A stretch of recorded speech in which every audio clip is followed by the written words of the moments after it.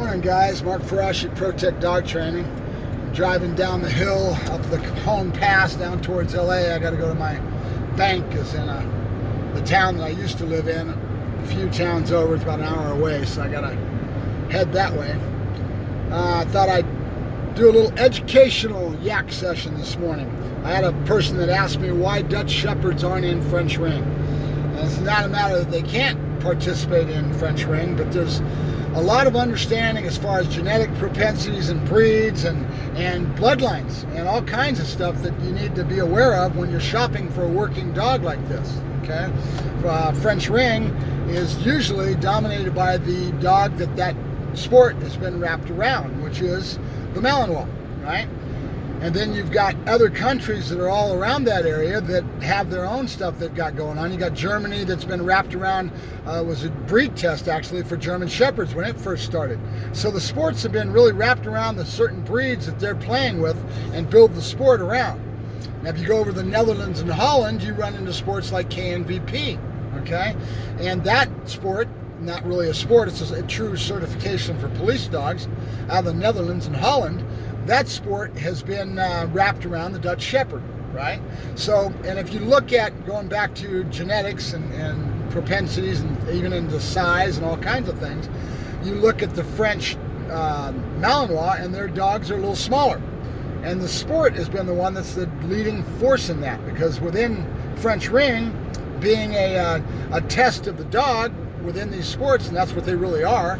The Schutzen is an example of that, wrapped around the German Shepherd. It's a breed test. It's testing the dog's temperament. It's testing the dog's strengths in all these different areas that the criteria of that sport has got.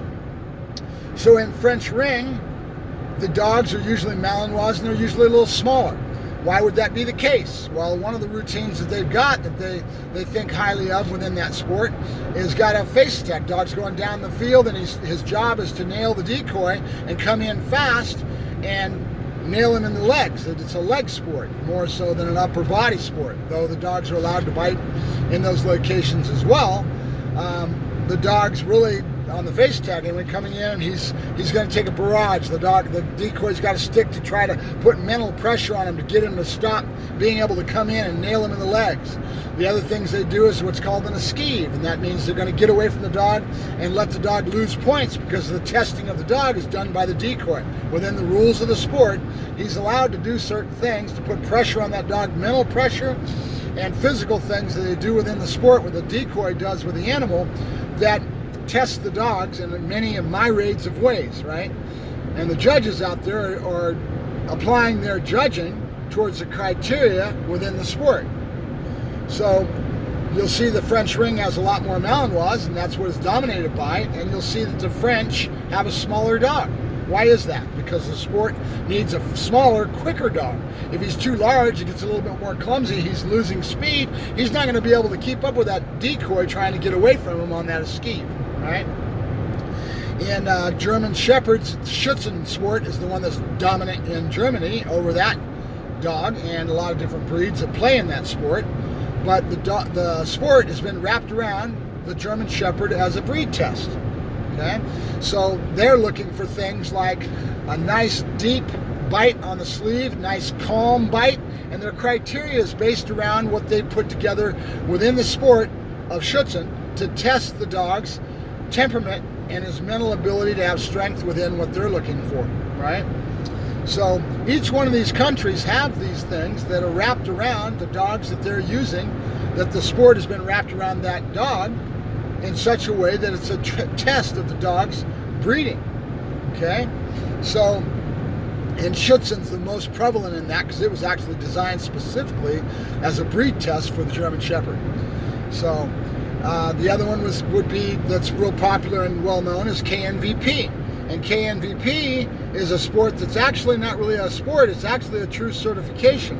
When they get a PH1 title, that dog can be certified to go to the street with that title alone. Okay, and that's over in their country of Holland and Denmark, right? Now, that being the case, those dogs are a little bit larger. You'll see Malinois coming out of those areas with the genetics that are a larger dog too. Why is that? They want a dog that's going to be a true police dog and actually truly be able to take a man down.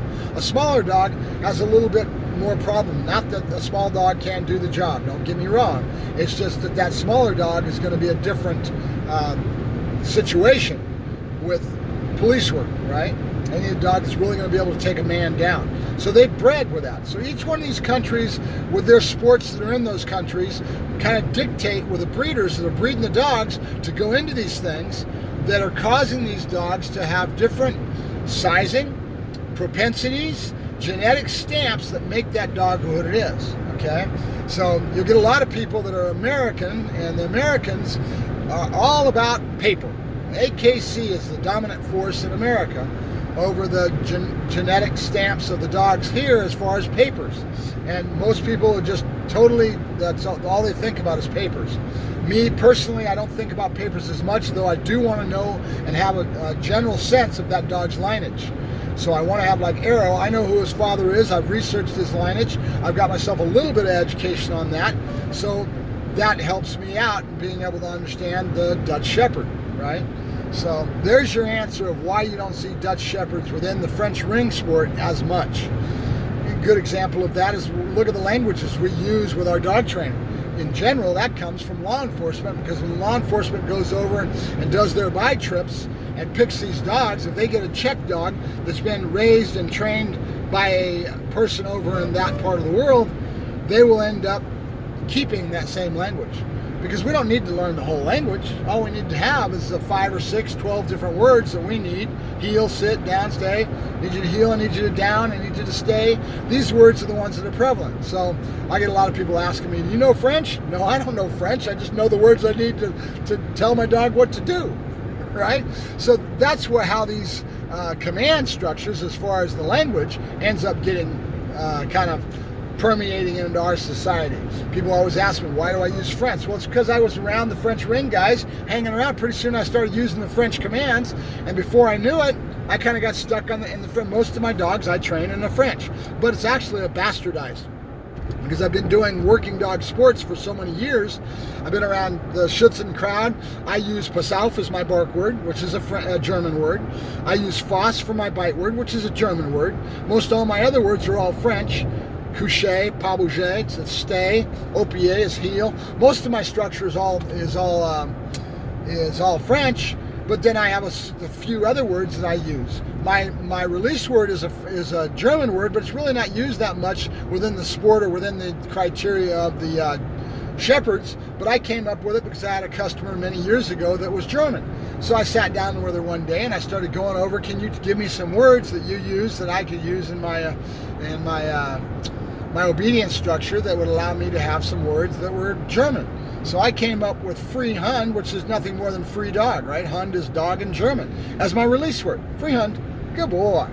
Okay, and then I've got English, of course. I go potty, let's go bye-bye. I've got a huge vocabulary, but it's bastardized. There's a bunch of words there that I use. That's just me. So if you get a dog trained from me, and there's a good example of that too. Every trainer is a little different. They do different things.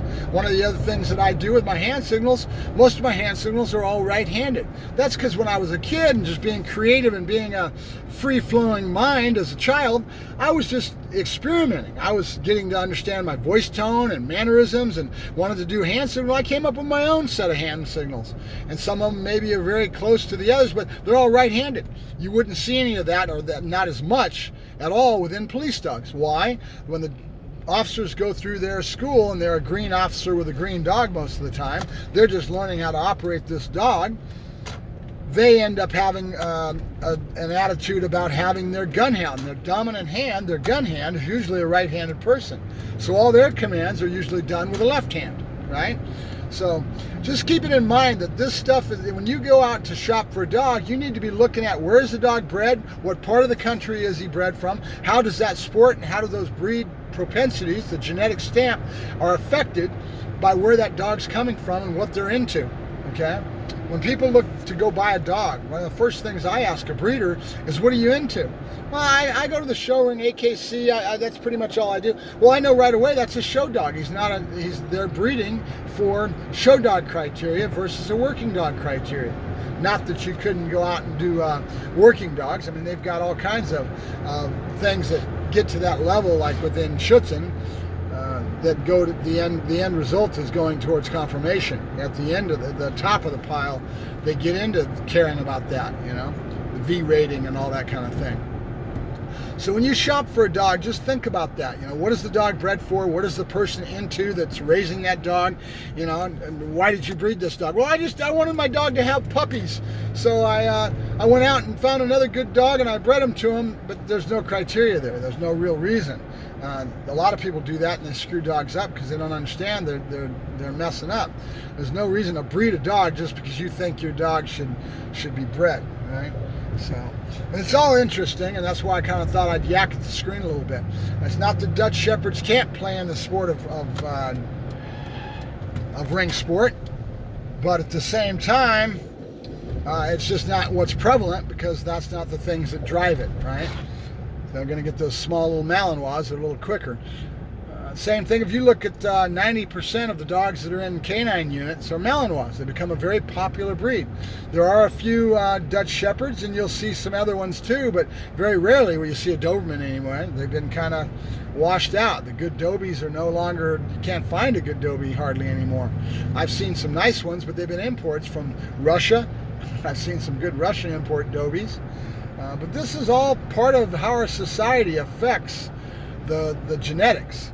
That's why I always say that I think that dogs are going to get really screwed up over the next 10, 20 years because people are so into this saving, rescue type crap. And dogs are going to breed, but although rescue usually neuters their animals or spades their animals, neuters and spades, so you don't have that much as you would. But it's without having a purpose for a dog and having a society that's breeding dogs to have a purpose and breeding for a reason, those genetics are going to dwindle and go downhill. But luckily we've got Europe. Their attitude's a little bit different than ours. But though a lot of this PC crap is coming from Europe, so it's an interesting thing. So that's just a little education. I'll talk to you guys later. Have a good day. Mark Ferrasci, Protect Dog Training, once again on the road. I'll talk to you later. Bye-bye.